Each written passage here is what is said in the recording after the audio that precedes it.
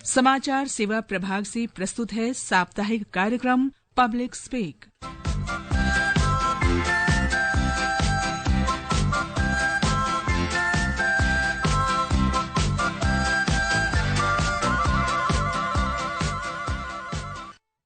नमस्कार, public speak में आप सभी का स्वागत है। मैं हूं निखिल कुमार और आज का हमारा विषय है जमाकर्ताओं की सुविधा और सुरक्षा बढ़ाने के लिए बैंकिंग प्रक्रियाओं में हाल के बदलाव। इस विषय पर बातचीत करने और आपके प्रश्नों का उत्तर देने के लिए आज स्टूडियो में हमारे साथ हैं भारतीय बैंकिंग और वित्तीय संस्थान के जोनल प्रमुख और वरिष्ठ बैंकिंग विशेषज्ञ डॉक्टर नरेंद्र कुमार भसीन। आपका बहुत बहुत स्वागत है। Thank you. और श्रोताओं, अब हमें आपकी फोन कॉल्स का इंतजार है। स्टूडियो की फोन लाइंस खुल चुकी हैं। आप हमारे स्टूडियो के नंबर 011-233-1048 दूसरा नंबर 23717106 और तीसरा नंबर 23314444 पर कॉल करके अपने प्रश्न पूछ सकते हैं।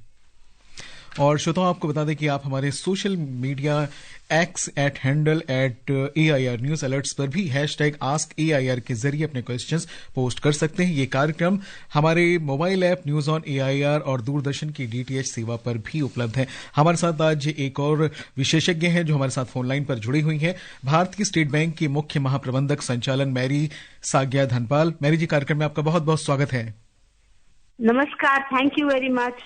और श्रोताओं, जैसा कि हमने आपको बताया कि आज का हमारा विषय है जमाकर्ताओं की सुविधा और सुरक्षा बढ़ाने के लिए बैंकिंग प्रक्रियाओं में हाल के बदलाव। तो बसीर जी, सबसे पहले हम आपसे ये जानना चाहेंगे कि इस समय जो वर्तमान में स्थिति है, इसमें बैंकिंग प्रक्रियाओं में कौन कौन से हाल के बदलाव किए गए जो हमारे श्रोताओं और जो हमारे बैंक में जमा करने वाले लोग हैं उनको किस तरह से फायदा पहुंचा सकते हैं। बेसिकली बैंकिंग अमेंडमेंट एक 2025 में 3-4 RBI ने और government of India ministry of finance ने 3-4 संशोधन किए, जिसमें नॉमिनेशन फैसिलिटी के ऊपर है।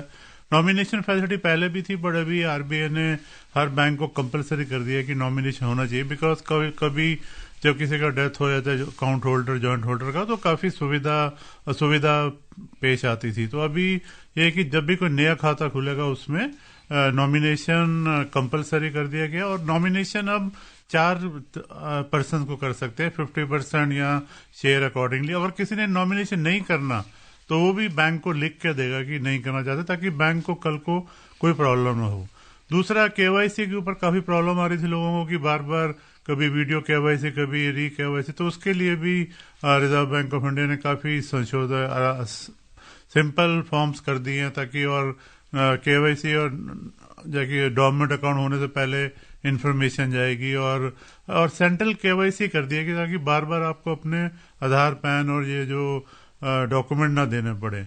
और प्लस अभी धीरे धीरे अभी आपने देखा कि KYC और फ्रॉड, डिजिटल फ्रॉड और डिजिटल अरेस्ट के कई मामले आए हैं, तो उसमें भी 1930 लाइन्स ओपन है। और यहाँ I4C गवर्नमेंट ने अपना जहां जिसको भी कोई प्रॉब्लम हो वहां पे सिंपली जाके। और चौथा जो है अनक्लेम्ड अकाउंट के ऊपर, कि जैसे लोगों को पैसा डाल के भूल गए पर उनके पास अभी जैसे याद आया कि किसी बैंक में खाता है, तो अभी उसके लिए भी RBI ने एक पोर्टल ओपन कर दिया जिसको हम UDGM कहते हैं, ताकि unidentified deposit access to the information.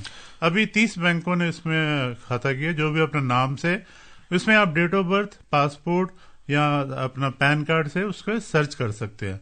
Search करने में मान लो आपका नाम उस बैंक में आ गया, तो फिर आप बैंक की वेबसाइट में या विजिट करके वहां उसको रिजॉल्व कर सकते हैं। और इस बीच हरिद्वार से हमारे आज के पहले श्रोता रवि जुड़ चुके हैं फोन लाइन पर। रवि, कार्यक्रम में आपका बहुत बहुत स्वागत है। सवाल पूछिए।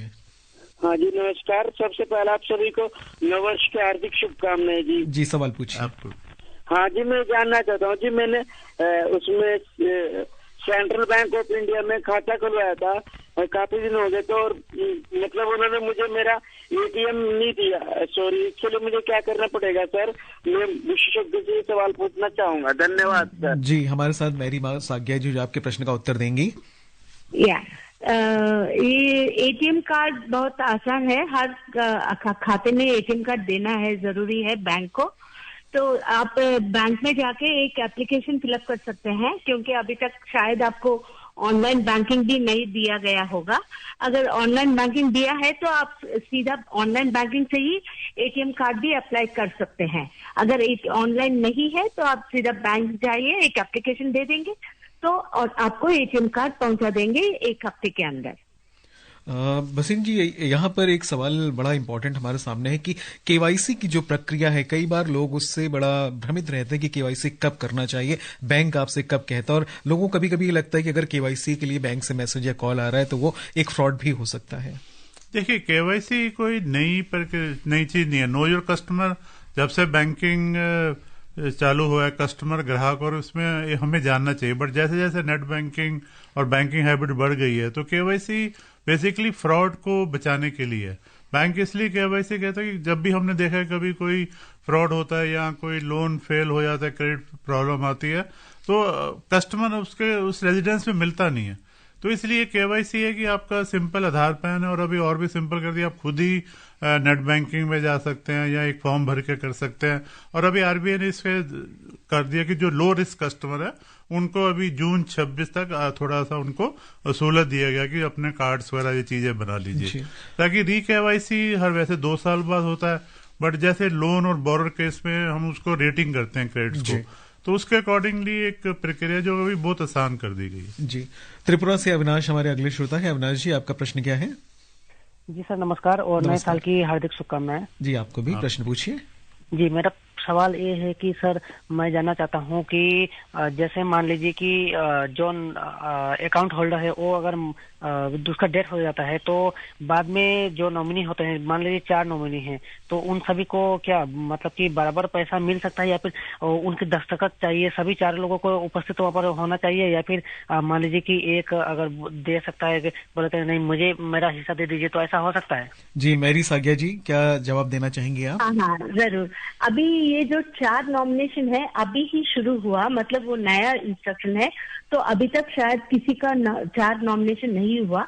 अगर होगा तो आपको उसका परसेंटेज होगा, जितना जो नॉमिनेट कर रहे थे तो वो परसेंटेज देना है कि 10% या 25% उस तरह का देना है, तो उसके हिसाब से जो बैलेंस है आपके खाते में आपको सेटल हो जाएगा।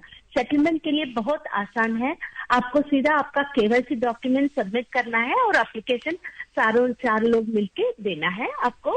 बैंक इमीडिएटली आपके केवाईसी वेरीफाई करके आप खाते में पैसा डाल देंगे। मैरी जी, जो निष्क्रिय खाते हो जिन्हें हम डोरमेंट अकाउंट्स भी बोलते हैं, तो यदि कोई व्यक्ति उनको क्लेम करना चाहे तो किस तरह से उन्हें क्लेम कर सकता है बैंक में जाकर के, और क्या क्या डॉक्यूमेंट्स उसके लिए चाहिए होंगे? डोरमेंट अकाउंट या एक्टिव अकाउंट, अगर मतलब आप उसका डोरमेंट अकाउंट क्लेमिंग कर रहे हैं या डिसीज को बोल रहे हैं? जी, डोरमेंट के अकाउंट की बात कर रहे हैं। हाँ, तो डोरमेंट का अकाउंट, अगर डोरमेंट क्या है, बैंक में 2 साल का अगर आप कुछ ट्रांजैक्शन नहीं कर देते हैं तो उसको डोरमेंट अकाउंट कहा जाता है। तो उस डोरमेंट अकाउंट एक्टिवेट करने के लिए आपको फिर एक बार केवाईसी करवाना पड़ेगा, मतलब आपका केवाईसी डॉक्यूमेंट्स बैंक में सबमिट करना है, और जब बैंक आपका डॉक्यूमेंट्स वो सेटिस्फाई हो जाएगा तो ऑटोमेटिकली डोरमेंट से एक्टिव हो जाएगा। इसके पहले बैंक को एक ट्रांजैक्शन करना है। अभी आरबीआई ने वो ट्रांजैक्शन वो चेंज कर दिया, अभी केवल केवाईसी अपडेशन करने से आपका अकाउंट एक्टिव हो जाता है। जी, वसीम जी, इससे जुड़ा मेरा अगला सवाल आपसे है कि जो डोरमेंट अकाउंट है, मान लीजिए 2 साल से या लंबे समय से एक्टिव नहीं है और इसी बीच में अकाउंट होल्डर की डेथ हो जाती है तो, और नॉमिनेशन की प्रक्रिया भी नहीं हुई, उस स्थिति में क्या होगा? नहीं, जैसे मैडम ने बताया कि डोरमेंट हम 2 साल में करते हैं और उसके ऊपर हो तो फिर 10 साल हो तो इनऑपरेटिव चला जाता है। अगर डेथ केस हो तो उस केस में अगर नॉमिनेशन नहीं है तो फिर लीगल सक्सेशन सर्टिफिकेट आता है। तो थोड़ा इसी को प्रॉब्लम को बचाने के लिए आरबीआई ने नॉमिनेशन कंपलसरी कर दिया। मान लीजिए किसी का नॉमिनेशन नहीं और 4 उनके क्लेमेंट है फैमिली में, तो वो फिर कोर्ट में जाता है, फिर वो कई सालों के साल केस चलता रहता है। तो इसलिए नॉमिनेशन होना जरूरी है ताकि किसी जैसे कोई डेथ हो तो पैसा अनक्लेम उसमें जाने की बजाय उस इंसान को मिल जाए। बेंगलोर से श्रीकांत हमारे साथ हैं। श्रीकांत जी, सवाल पूछिए। हाँ जी, नमस्कार जी। नमस्कार जी, मैं श्रीकांत बोल रहा हूँ बेंगलोर से। जी भाई साहब, मेरा प्रश्न ये है कि कुछ साल पहले ये सुने थे कि रिजर्व बैंक 5 लाख रुपए तक की गारंटी देगी अगर आपकी एफडी किसी भी बैंक में है और बैंक डिफॉल्ट कर जाती है तो क्या उन्होंने ये राशि बढ़ाई है और क्या ये सारी बैंकों पे लागू पड़ती है? और मुझे ये जानना है क्या ये बंधन बैंक पे भी लागू है क्या? और एक आपसे रिक्वेस्ट ये है कि जिस तरह 15 साल पहले सीनियर सिटीजन को 1% ज्यादा ब्याज मिलता था, अभी वो घट के 0.5 पे गिर गया, तो भाई साहब रिक्वेस्ट है सरकार से और आपसे कि जनरल का अगर 0.1% कम करें तो सीनियर सिटीजन का 0.5 ज्यादा बढ़ा सकते हैं आप। धन्यवाद जी वसीम जी। देखिए, पहला जो आपका क्वेश्चन है उसे हम DICG से बोलते हैं, deposit insurance credit guarantee corporation of India. तो इसमें आरबीआई देखो जितने भी बैंक है, चाहे बंधन बैंक है, एक्सिस बैंक है, SBI है, ये सारे बैंक सेक्शन 2B शेड्यूल के अंडर आरबीआई उनको लाइसेंस देता है, जो हम कैश रिजर्व रेशियो मेंटेन करते हैं। इसलिए सारे बैंक सेफ है, SBI भी सेफ है, बंधन बैंक भी सेफ है, क्योंकि आरबीआई ने लाइसेंस दिया इसको। अब DICG से कहते हैं कि 5 लाख रुपया अगर कल को कोई बैंक में प्रॉब्लम होता है तो 5 लाख आपको इमीडिएट मिल जाता है, और बाकी जो पैसा होता है 3 महीने के अंदर जो बैंक किसी बैंक को टेक ओवर करेगा। आरबीआई का गारंटी, आरबीआई एक फादर है बैंक्स का, जो एश्योर करता है कि इन पब्लिक सेक्टर बैंक और जो स्मॉल फाइनेंस बैंक है, बंधन बैंक है, पैसा आपका नहीं जाएगा। 5 लाख आपको इमीडिएट मिल जाता है। 3 महीने की प्रक्रिया के बाद, मर्जर के बाद, जो बैंक उसको लेता है, जैसे OBC हुआ, PNB हुआ, या OBC मर्ज हुआ तो PN में पैसा मिला, ग्लोबल ट्रस्ट फेल हुआ तो OBC ने लिया उसको, या बैंक ऑफ राजस्थान मर्ज हुआ तो ICICI बैंक ने, तो पैसा नहीं आपका जाएगा। 5 लाख का अभी आपकी बात सही है कि काफी समय से ये राशि है, अभी ये चर्चा चल रही है कि इसको 10 लाख जो बढ़ा दिया जाए, पर ये 5 लाख से ये मत समझिए कि आपको हर बैंक में अलग अलग 5-5 लाख ही जमा करना। पैसा सेफ है, आपको इमीडिएटली आपको पैसा मिल जाता है। सेकेंड, आपका सीनियर सिटीजन का, आपकी बात सही है कि पहले 1% होता था, फिर 0.5% में बढ़ता था, तो ये बढ़ना चाहिए। कभी हम मौका मिलेगा तो हम आरबीआई या किसी सरकार को आपको ये करेंगे, क्योंकि मैं खुद ही सीनियर सिटीजन हो गया हूँ, तो हमें भी इस बात का तो भी हम सहमत है कि ये होना चाहिए, क्योंकि सीनियर सिटीजन के लिए FDs होती है या उसका पेंशन या रिटायरमेंट फंड होता है। तो हम आपकी बात से कभी अगर किसी फॉरम में मौका मिला तो हम जरूर इस चीज को। जयपुर से प्रकाश हमारे साथ है फोन लाइन पर। प्रकाश जी स्वागत है, सवाल पूछिए। हेलो जी प्रकाश जी, प्रश्न पूछिए। निखिल जी, आपको और दोनों विशेषज्ञों को और साथ ही पूरे देशवासियों को पहले तो नववर्ष की हार्दिक शुभकामनाएं। जी आपको भी। सर, मैं ये जानना चाह रहा था कि तो जैसे मान लीजिए कोई दृष्टिबाधित है और वो अपना स्वयं का रोजगार खोलना चाह रहा है, तो उनको चेक बुक के लिए बोला जाता है, कोई भी जैसे प्राइवेट लोन करवाते हैं या कुछ, तो उनको क्या चेक बुक दी जाती है, ATM या चेक बुक? और दूसरा मैं ये पूछ रहा था सर से कि मेरी मम्मी की डेथ हुई थी 27 मई को, और उनके अकाउंट में नॉमिनी नहीं था और पैसे पड़े हैं सर, हमने 10 चक्कर लगा लिए, वो दे नहीं रहे, तो क्या करना होगा इसके लिए, ये पूछा था। जी मैरी साग्या जी, आप क्या सलाह देना चाहेंगी प्रकाश जी को? ये है कि आपका मम्मी की देहांत हो गया तो आपका उनके खाते में पैसा है। अभी बहुत सिंप्लीफाइड रूल्स आरबीआई ने बना दिया वेरी रिसेंटली। 15 लाख तक आपके अकाउंट में नॉमिनेशन ना होने पर भी आपको उतना ज्यादा श्योरिटी वो कुछ नहीं चाहिए। एक एप्लीकेशन और एक फॉर्म्स होता है जो हर बैंक में अलग अलग होता है, वो फॉर्म्स वो भी यूनिफाइड कर रहे हैं आरबीआई, तो वो फॉर्म देने से आपको पैसा मिल जाएगा। अभी बहुत सिंप्लीफाइड कर दिया प्रोसेस आरबीआई ने। जी भसीन जी, आजकल अगर देखा जाए तो जिस तरह से हम ऑनलाइन बैंकिंग का लगातार इस्तेमाल कर रहे हैं, लगातार बढ़ावा इस चीज को दिया जा रहा है, तो सुरक्षा की, जहां तक जमाकर्ताओं की सुरक्षा की बात आती है, तो बैंक क्या क्या सलाह देता है लोगों को कि आपको ये चीज करनी चाहिए और ये चीज नहीं करनी चाहिए? या निखिल, मैं आपकी बात से सहमत हूँ। एक तो हम हर चीज डिजिटल ऑनलाइन पे काफी फोकस कर रहे हैं, हर बैंक, चाहे पब्लिक सेक्टर बैंक हो या फॉरेन बैंक, या बट उसी के साथ है कि हम डिजिटल तो हो रहे हैं, RTGS, नेफ्ट, भीम, हम देख रहे हैं कि ज्यादातर लोग बैंक नहीं अब विजिट नहीं करते। मैं ब्रांच हेड भी रहा हूँ, हमें देखा था कि पहले जैसे ही ब्रांच खुलती 10 बजे लोग वॉक इन आता था और पूरे दिन में 400-500 बड़ी ब्रांचों में, बट धीरे धीरे जैसे डिजिटल होता जा रहा है, ऑनलाइन होता जा रहा है, तो फुटफॉल कम हो गया ब्रांचों में। पर उसके साथ ये है कि फ्रॉड भी बढ़ते जा रहे हैं। मतलब पहले आपने देखा कुछ वर्ष पहले OTP का फ्रॉड हो रहे थे, अब OTP को हमने पॉपुलर किया था, अब लोग OTP छोड़ा, बट अब डिजिटल अरेस्ट एक नया चीज आ गया, जबकि डिजिटल अरेस्ट जैसा कोई भी लॉ नहीं है। QR कोड भी अब धीरे धीरे QR कोड भी अब पता चल गया लोगों को नहीं करते लोग, क्योंकि जो QR कोड भी कॉपी हो रहे थे, फ्रॉड हो रहे थे। अभी डिजिटल अरेस्ट के केसेस आ रहे हैं जहाँ पे सीनियर सिटीजन और अच्छे अच्छे लोग, ऐसे डिजिटल अरेस्ट जैसी कोई चीज नहीं होती, जबकि हम RBI भी, पुलिस, CID, इवन KBC, कौन बड़ा करोड़पति तक में भी हम RBI पॉपुलर कर रहे हैं कि कभी भी अपना OTP, कभी भी कोई लिंक कोई शेयर मत कीजिए। और वैसे भी हर बैंक अपना स्टाफ मीटिंग्स भी करते हैं, सेमिनार कर रहे हैं, कॉन्फ्रेंसेस कर रहे हैं कि अपने आप को पैसे को बचाना पड़ेगा। बट प्रॉब्लम है कि अगर डिजिटल अरेस्ट होता है या कोई डिजिटल फ्रॉड हो जाता है, अब कस्टमर ब्रांच में आता है तो ब्रांच को मालूम नहीं होता स्टाफ को कि कैसे हेल्प करे। तो इसीलिए हम सारे बैंक स्टाफ को देते हैं कि एटलीस्ट कस्टमर से बात करें, जहां भी कस्टमर चाहे चेकबुक के लिए आए, कैश डिपॉजिट, उनको अवेयर करते रहे कि कोई भी इंफॉर्मेशन अपनी OTP या पासवर्ड या कोई भी ऐसी उस पे साइट पे मत जाए जिसमें। तो इसलिए bank time to time awareness, और अभी हमने कई वेबसाइट्स बना दी हैं कि इसमें उसमें अपने आप को बचा सकते हैं। अगर एक अकाउंट होल्डर के पॉइंट ऑफ व्यू से मैं आपसे पूछूं तो क्या ये अकाउंट होल्डर के लिए सही होगा कि टाइम टू टाइम अपनी ब्रांच में जाकर के विजिट करते रहें? हाँ, करना चाहिए विजिट। देखिए, जहां आपका हार्ड अर्न मनी है, अब हर चीज डिजिटल नहीं हो सकती है ना। चाहे 3 महीने बाद, 4 महीने बाद जब आप कस्टमर ब्रांच स्टाफ से मिलेंगे, उनका बिहेवियर पता चलता है कि किस टाइप का बिजनेस कर रहे हैं, क्या उनको, तो उससे KYC तो बेसिकली नो योर कस्टमर खाली पैन कार्ड आधार कार्ड नहीं है। हम ये सबसे बड़ी गलती करते हैं। नो योर कस्टमर मीन्स अपने कस्टमर को पहचानना कि आज उसने अगर सैलरी अकाउंट खोला है, कल को उसका प्रमोशन होता है, मान लो आपकी इनकम उसे 25,000 रुपये, बट धीरे धीरे मान लो 1 साल बाद उसकी 50,000 हो गई, तो अब उसके खाते में और चीजें भी आएंगी ना। उसको हम FD दे सकते हैं, हम उनको क्रॉस सेलिंग कर सकते हैं। अब मान लीजिए कोई सैलरीड पर्सन है जिसकी 50,000 आती है, मान लो उसने सैलरी जॉब छोड़ के बिजनेस शुरू कर दिया, अब उसका 5 लाख आने लगा, तो प्रोफाइलिंग हम बदलते रहते हैं। इसलिए बैंक से मिलना, और जैसे कोई विदेश जाता है तो जाने से पहले बैंक को बताना चाहिए कि आप दुबई जा रहे हैं, NRI बने, को बैंक को मालूम नहीं होता। तो इसलिए इन चीजों से कि KYC मीन्स कस्टमर से मिलना जुलना, और बैंक्स ने भी अब उल्टा हो गया शुरू। अब बैंक ब्रांच में नहीं बैठता कस्टमर स्टाफ, हमने डोर स्टेप बैंकिंग शुरू कर दी। अब बैंक वाले जाते हैं, कस्टमर से मिलते हैं, उनसे बात करते हैं। तो ये बहुत जरूरी है कि कस्टमर बिहेवियर हमें एक्सपीरियंस करना चाहिए। और इस बीच ओडिशा से निहार रंजन बारिक हमारे साथ फोन लाइन पर हैं। निहार जी, स्वागत है, सवाल पूछिए। सर, मेरा क्वेश्चन है, गवर्नमेंट अकाउंट में eKYC अवेलेबल है या नहीं? जी, अभी थोड़ी देर पहले मैरी मैडम ने आपके प्रश्न का जवाब दिया, तो मैं फिर चाहूंगा एक बार आपको बता दें। हेलो जी, डोरमेंट अकाउंट के बारे में जानकारी चाह रहे थे ये अभी।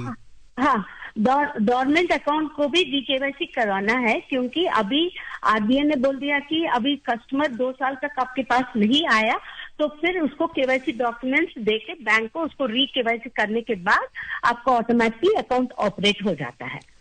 जी, मैरी जी, एक प्रश्न और आपसे पूछना चाहूंगा। जो हमारे सीनियर सिटीजन्स हैं या फिर जो दिव्यांग भाई हमारे हैं और ग्रामीण जमाकर्ता जो हैं, उनके लिए KYC और खाता संचालन की प्रक्रिया में किस तरह की सुविधाएं कुछ स्पेशल उन्हें दी जाती है या नहीं दी जाती हैं? हाँ, see, in respect of all the Divyanjan people, there is they can now the doorstep banking, no, so banks are going to the customers and getting the eKYC done.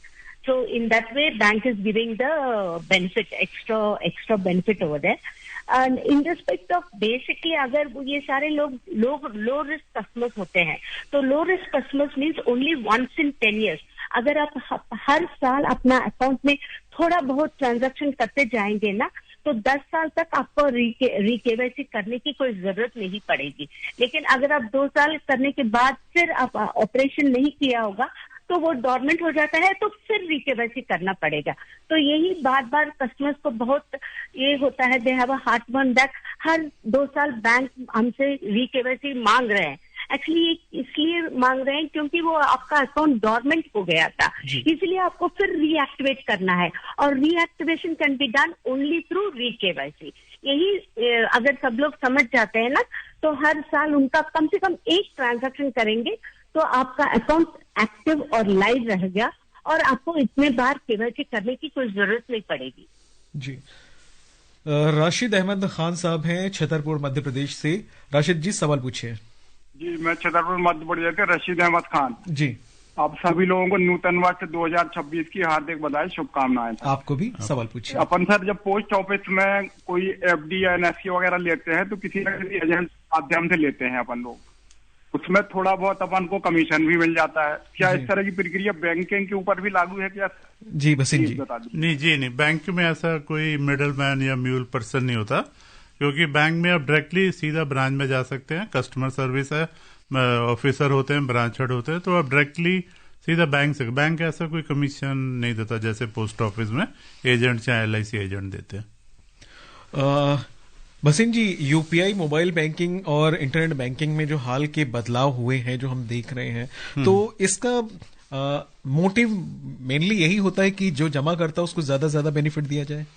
या यूपीआई से आपका ना सेफ है। बाकी जितने भी UPI आप देखेंगे उसमें आपका ना तो अकाउंट नंबर होता ना खाता नंबर होता। हर कस्टमर को एक यूपीआई एक स्पेशल मेल आईडी जो क्रिएट करता है सिस्टम। तो इसलिए यूपीआई जो पेटीएम से या जिससे लिंक है तो वो आरबीआई के सॉफ्टवेयर से इनसे लिंक होके जाता है, तो इसलिए उसको सेफ माना जाता है। तो इसलिए हर कोई आप देखा कि यूपीआई के ऊपर ही फॉलोअप कर रहे हैं ताकि आपका सेफ बैंकिंग रहे। और उसमें जी मैरी जी, एक प्रश्न आपसे मैं पूछना चाहूंगा, जो जमा बीमा कवर होता है जिसे हम DICGC भी कहते हैं, तो उसमें किस तरह के बदलाव हाल के समय में किए गए जिससे कि जमाकर्ताओं की सुरक्षा बढ़ जाए? बेसिकली जैसे कासिम जी ने बताया कि वो बेसिकली लिमिट ही 5 लाख है, लेकिन it does not mean that you lose your money. वो इमीडिएटली आपको, अगर आपके पास यूं समझो कि 20 लाख है, आपको 5 लाख इमीडिएटली इस इंश्योरेंस के हिसाब से आपको 5 लाख मिल ही जाएगा। और बाकी 15 लाख जैसे कुछ टेक ओवर या कुछ समय लगेगा, लेकिन जैसे ही वो स्टेबलाइज हो जाएगा वो बाकी पैसे भी आपको मिल ही जाएगा। But there is a thought for increasing the DICGC claim from 5 lakh to 10 lakh. जी हाँ, अभी वो चल रही है उसके ऊपर चर्चा कि उसको बढ़ाया जाए, बट अभी ऐसा जैसे मेरी मैम ने बताया। जी, और इस बीच में हमारे साथ फोन लाइन पर एक और हमारे श्रोता जुड़ चुके हैं, राम जी गर्ग, जो कि रीवा मध्य प्रदेश से हैं। राम जी, प्रश्न पूछिए। जी सर, मैं ये जानना चाह रहा हूँ कि जैसे कोई शासकीय कर्मचारी है, उसका बैंक में पेमेंट आता है, सेवानिवृत्त हो चुका है, तो उसमें नामनी में 2-3 बच्चे अगर उसके हैं तो 2-3 बच्चों का नाम उसमें वो रखवा सकता है नामनी में कि नहीं, कि एक ही बच्चे का सिर पर रहेगा? जी मैरी जी, हाँ बोले थे ना, इसके पहले एक ही बच्चे को नॉमिनेशन रख सकते थे, लेकिन जैसे रिसेंट गाइडलाइन आरबीआई ने रिलीज कर दिया कि 4 नॉमिनेशन तक दे सकते हैं, तो 4 लोगों को आप नॉमिनेशन कर सकते हैं।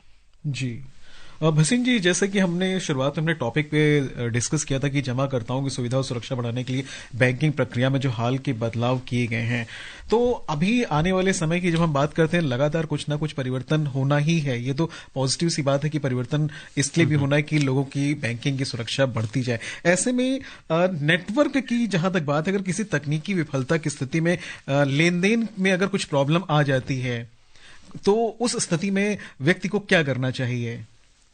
टेक्निकल नेटवर्क जी देखिए, टेक्निकल नेटवर्क में अगर वैसे तो बैंक की रिस्पॉन्सिबल होता है। अगर कोई किसी का फॉरेन एक्सचेंज या ट्रेड फाइनेंस कोई ऐसा लॉस हो जाता है तो बैंक पे करता है, बिकॉज अब हम कोर बैंकिंग सिस्टम से अब देखा जाए तो हम 2000 से लेके हम डिजिटल हुए, फिर हम मैकेनाइज इलेक्ट्रॉनिक बैंकिंग, तो अभी हर बैंक ने अपना नेटवर्क, एक ब्रांड उससे नहीं है आईटी नेटवर्क। अब उन्होंने 3-3, 4-4 कुछ रिलायंस के साथ है, ताकि अब वो प्रॉब्लम नहीं रही। पहले होता था कि बैंक में हम जाते थे, नेट नहीं आ रहा जी, अब एक लाइन बंद हो, दूसरे स्विच हो जाता है, तीसरा हो जाता है, बिकॉज अभी सब कुछ डिजिटल है। तो इसलिए नेटवर्क अगर कोई एरर होता है और कोई लॉस होता है तो बैंक ऑपरेशनल एरर मान के उसको उसके जो कस्टमर का नुकसान होता है उसको पूरा करता है। जी, शिमला से राकेश हमारे आज के अगले श्रोता हैं। राकेश जी, आपका सवाल क्या है?